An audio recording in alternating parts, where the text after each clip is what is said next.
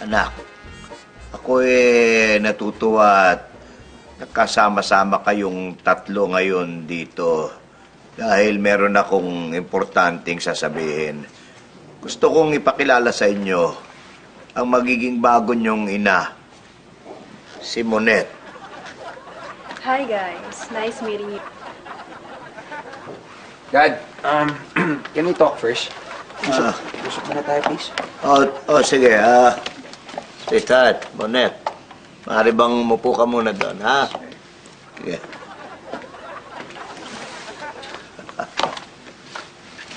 Ano bang pag-uusapan natin? Dad, hindi kayo pwede magpakasal ng babaeng yun. Ay, sandali. Kaya, alam ko iniisip nyo eh. Ha? Ang iniisip nyo, hindi pwedeng palitan ang mami ninyo. Pero mga anak, matagal nang namayapa ang mami nyo. Kaya, pakiramdam ko panahon na para naman ako mabigyan ng konting kaligayahan. Don't I deserve to be happy?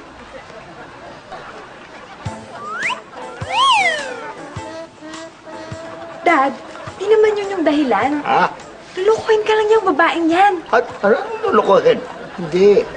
Mabait yang si Monet, ha? Napakabait niya. Hindi ako lulukuhin yan.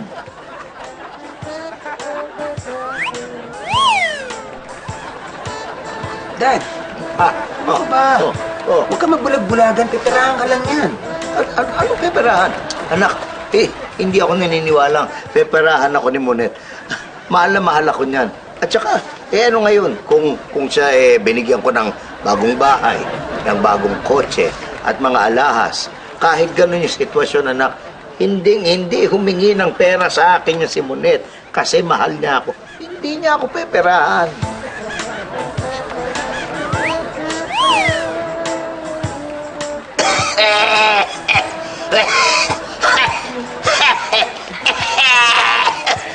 Dad, maniwala ka sa akin. Ha? Lolokohin ka lang ng babaeng yan, sasaktan ka lang yan. Anak, hindi ako naniniwala sa sinasabi mo. Hindi ako loloko.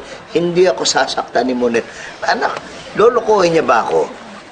Kung ipinakilala niya ako sa mga kamag-anak niya, ha?